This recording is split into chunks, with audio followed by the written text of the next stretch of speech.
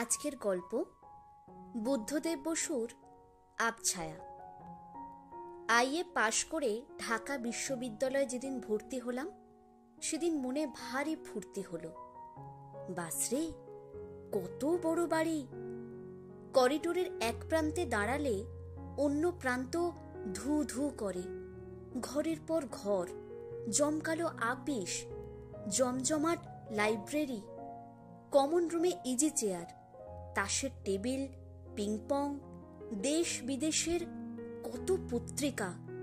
সেখানে ইচ্ছে মতো হল্লা, আড্ডা, ধূমপান সবই চলে। কেউ কিচ্ছু বলে না।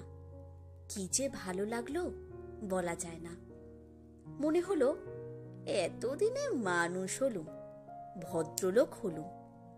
এত বড় একখানা ব্যাপার, যেখানে ডিন আছে, প্রভেস্ট আছে, স্টুয়ার্ড আছে, আরো কত কি আছে। যেখানে বেলা শেষে আধ মাইল রাস্তা হেঁটে টিউটোরিয়াল ক্লাস করতে হয়, তার উপরে মাঠে গিয়ে ডন কুস্তি না করলে জরিমানা হয়। যেখানে পার্সেন্টেজ রাখতে হয় না, অ্যানুয়াল পরীক্ষা দিতে হয় না। যেখানে আজ নাটক, কাল বক্তৃতা, পরশু গান বাজনা, কিছু না কিছু লেগেই আছে। রমনার আটখানা জুড়ে যে বিদ্যায়তন ছড়ানো, সেখানে আমারও কিছু অংশ আছে। এ কি কম কথা? অধ্যাপকরা দেখতে ভালো, ভালো জামা কাপড় পরেন। তাদের কথাবার্তার চালই অন্যরকম। সংস্কৃত যিনি পড়ান, তিনিও বিশুদ্ধ ইংরেজি বলেন। ঘণ্টা বাজলে তারা যখন লম্বা করিডোর দিয়ে দিকবিদিকে ছোটেন, তাদের গম্ভীর মুখ আর গর্বিত চলন দেখে মনে হয় বিশ্বজগতের সমস্ত দায়িত্বই তাঁদের কাঁধে ন্যস্ত। এসব দেখে শুনে আমারও আত্মসম্মান বাড়ল। এ সংসারে আমি যে আছি সে বিষয়ে অতিমাত্রায় সচেতন হয়ে উঠলুম। মন গেল নিজের চেহারার দিকে। কেশবিন্যাস ও বেশভূষা সম্বন্ধে মনোযোগী হলুম। শার্ট ছেড়ে পাঞ্জাবি ধরলুম। সদ্যজাত দাড়ি গোফের উপর অকারণে ঘন ঘন খুর চালিয়ে 6 মাসের মধ্যেই মুখমণ্ডলে এমন শক্ত দাড়ি গজিয়ে তুললুম যে আজ পর্যন্ত কামাতে বসে চোখের জলে সেই সকর্মের প্রায়শ্চিত্ত করতে হয়। তখন অবশ্য ভবিষ্যতের ভাবনা মনে ছিল না। বালকত্বের খোলস ছেড়ে চটপট যুব বয়সের মূর্তি ধারণ করাই ছিল প্রধান লক্ষ্য। এর অবশ্য আরও একটু কারণ ছিল। বিশ্ববিদ্যালয়ে কয়েকটি ছাত্রীও ছিল। ওখানকার নানা রকম অভিনত্যের মধ্যে এ জিনিসটাই ছিল আমার চোখে, প্রায় সব ছেলেরই চোখে সবচেয়ে অভিনব। যখনকার কথা বলছি তখনও মেয়েদের মধ্যে উচ্চশিক্ষার বান ডাকেনি। সারা বিশ্ববিদ্যালয়ে 5টি কি 6টি মেয়ে মাত্র ছিল সব শুদ্ধ। আমাদের সঙ্গে অপর্ণা দত্ত নামে একজন ভর্তি হয়েছিল। পাতলা ছিপছিপে মেয়ে, শ্যামলা রং, ফিকে নীল শাড়ি পরে কলেজে আসে। 200 ছেলের সঙ্গে বসে একটিমাত্র মেয়ের বিদ্যাভাস ব্যাপারটা বিশেষ সোজা নয়। বিশেষত যখন ক্লাসে ছাড়া আর সবখানেই ছেলেদের থেকে তাকে সম্পূর্ণ স্বতন্ত্র করে রাখার আঁটো সাঁটো ব্যবস্থা থাকে। অপর্ণার কেমন লাগতো জানি না, কিন্তু আমার ওর জন্য দুঃখ হতো। ছেলেদের মধ্যে ওকে নিয়ে নানা রকম আলোচনা শুনতুম। তার সবগুলো বলবার মতো নয়। তাদের ভদ্রতার আদর্শ সমান ছিল না। মনের মধ্যে যে চাঞ্চল্যটা স্বাভাবিক কারণেই হতো, সেটাকে ব্যক্ত করবার উপায়ও ছিল এক একজনের এক এক রকম। বেশিরভাগ শুধু কথা বলেই খুশি থাকত, অর্থাৎ জীবনে যা ঘটবার কোনো সম্ভাবনাই নেই, নিজের মনে সেসব কল্পনা করে নিয়ে গল্প করত। কয়েকজন দুঃসাহসী কোনো না কোনো অছিলায় মেয়েদের কমন রুমের দরজায় দাঁড়িয়ে অপর্ণার সঙ্গে আলাপ করে এলো। আর কেউ কেউ ছিল একেবারেই চুপ। বলে রাখা ভালো, আমি ছিলাম এই শেষের দলে। ক্লাসে আমি বসতুম সব শেষের বেঞ্চিতে। অনেকগুলো মাথার ফাঁক দিয়ে হঠাৎ কখনো কখনো অপর্ণাকে আমার চোখে পড়ত। তার স্বতন্ত্র চেয়ারে বসে খোলা বইয়ের দিকে তাকিয়ে একটি হাত গালের উপর ন্যস্ত, ফ্রেমে বাঁধানো ছবির মতো সেই মুখ, বসবার সেই ভঙ্গিটা আমার মুখস্থ হয়ে গিয়েছিল। এখনো মনে করতে পারি। সরু হাতে একটি মাত্র চুড়ি, মাথার কাপড়ের চওড়া পাড় মুখখানাকে ঘিরে আছে। লক্ষ্য করতাম অপর্ণা আগাগোড়া বইয়ের উপরেই চোখ রাখে, যেন অত্যন্ত সংকুচিত হয়ে নিজেকে দিয়েই নিজেকে আড়াল করে রাখতে চায়। শুধু মাঝে মাঝে অতগুলো কালো মাথা ভেদ করে ও চোখের দৃষ্টি আমারই মুখের ওপর যেন এসে পড়ত। তবে এটা খুব সম্ভব আমার কল্পনা। 4 বছর অপর্ণা ছিল আমার সহপাঠিনী, কিন্তু তার মধ্যে এটুকুই আমার সঙ্গে ওর পরিচয়। সে 4 বছরে ওর কণ্ঠস্বর পর্যন্ত আমি কোনোদিন শুনিনি। মুখোমুখি কাছাকাছি দাঁড়িয়ে ওকে দেখিনি কখনো। ওসব পুরস্কার লাভের জন্য আমার চেয়ে যোগ্য অনেকেই ছিল। তার মধ্যে অশোক ছিল পয়লা নম্বর। অশোক কাপ্তেন গোছের ছেলে, বাপের দেদার পয়সা। মাঝে মাঝে বাড়ির গাড়ি চড়ে কলেজে আসে, শীতকালে ফানেলের পাতলুন আর বিলেতি শার্ট পরে। সিগারেট নিজে খায় যত, বিলয়ে তারও বেশি। সমস্ত ইউনিভার্সিটিতে নিঃসন্দেহে সে সবচেয়ে পপুলার। চমৎকার চেহারা, তাছাড়া গুণও তার অনেক। টেনিস খেলতে পারে, অভিনয় করতে পারে, সাইকেল চালাতে অদ্বিতীয়, ইত্যাদি ইত্যাদি। হলের ড্রামাটিক সেক্রেটারি থেকে আরম্ভ করে ইউনিভার্সিটি ইউনিয়নের সেক্রেটারি পর্যন্ত যেটার জন্য যখনই দাঁড়িয়েছে অসম্ভব রকম বেশি ভোট পেয়ে অনায়াসে নির্বাচিত হয়েছে। সত্যি বলতে ওর প্রতিদ্বন্দ্বী হবার মতো ছেলে আর ছিল না। এই অশোকের কাছে অপর্ণার কথা অনেক শুনতুম। সে তুখোর ছেলে। কমন রুমের দরজায় দাঁড়িয়ে 2 মিনিট আলাপ করেই তৃপ্তি হয়নি। গেছে অপর্ণার বাড়িতে, চা খেয়েছে, তার মাকে মাসিমা ডেকেছে, তার বাবার সঙ্গে পলিটিক্স চর্চা করেছে, ভাই বোনেদের সঙ্গে ভাব জমিয়েছে। এক কথায় যা যা করা দরকার সবই করেছে সে। 1 বছরের মধ্যেই এই ভাগ্যবান পুরুষ এমন জমিয়ে তুলল যে অন্য ছেলেরা তাকে মনে মনে ঈর্ষা ও বাইরে খোসামত করতে লাগলো। যদি তার সূত্রে তারও এই অমরাবতীর কাছাকাছি পৌঁছাতে পারে। কিন্তু অন্য সকলকে অগ্রাহ্য করে অশোক গায়ে পড়েই আমার কাছে শুধু ঘেঁষত। তার কারণ বোধহয় এই যে আমি ছিলুম আদর্শ শ্রোতা। আমার কাছে মনের সমস্ত কথা উজাড় করে সে ভারী আরাম পেত। কতদিন আমাকে নিয়ে ক্লাস পালিয়েছে। শীতের সুন্দর দুপুরবেলায় ঘাসের উপর বসে আমাকে শুনিয়েছে অফুরন্ত অপর্ণা চরিত। এ ধরনের গল্প সাধারণত ক্লান্তিকরই হয়, কিন্তু আমি স্বীকার করব যে আর কিছু না হোক বারবার এই অপর্ণা নামটি শুনতেই আমার বেশ ভালো লাগত। সব কথার শেষে অশোক আমাকে প্রায় বলতো, চলো না তুমি একদিন ওদের বাড়িতে। আমি বলতাম, পাগল, ও চায় তোমার সঙ্গে আলাপ করতে। ডক্টর করের সঙ্গে ও টিউটোরিয়াল করে, তিনি ওকে প্রায়ই বলেন কিনা তোমার কথা। এখানে লজ্জার সঙ্গে বলে রাখি যে লেখাপড়ায় বরাবরই আমি একটু ভালোর দিকে। আত্মীয়রা আশা রেখেছিলেন হোমরা চোমরা মস্ত চাকুরে হব, কিন্তু কিছুই হলো না। সামান্য মাস্টারি করে সংসারে টিকে আছি। অশোকের কথা আমি রাখিনি। একদিনও যাইনি ওর সঙ্গে অপর্ণার বাড়ি। অপর্ণার সঙ্গে আলাপ করার লোভ আমার ছিল না এমন অসম্ভব কথা আপনাদের বিশ্বাস করতে বলছি না। খুবই ছিল, কিন্তু অত্যন্ত লাজুক হলেও ভিতরে ভিতরে আমি ছিলাম গর্বিত। অশোকের মধ্যস্থতায় অপর্ণার সঙ্গে আলাপিত হওয়া আমার পক্ষে অসম্মান। আমি বা ওর চেয়ে কম কিসে?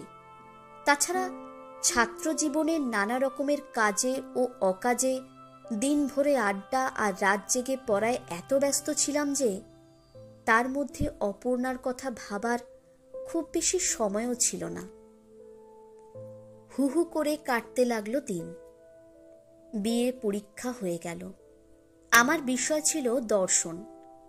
আজগুবি রকমের ভালো নম্বর পেয়ে ফার্স্ট ক্লাসে উতরে গেলুম।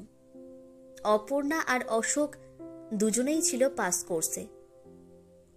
এর শেষ বছরে এসে অপর্ণা আমার নিকটতর সহপাঠিনী হল, কারণ সেও দর্শনে এমএ নিয়েছিল। মডার্ন ইয়ং ম্যান অশোক নিয়েছিল ইকোনমিক্স।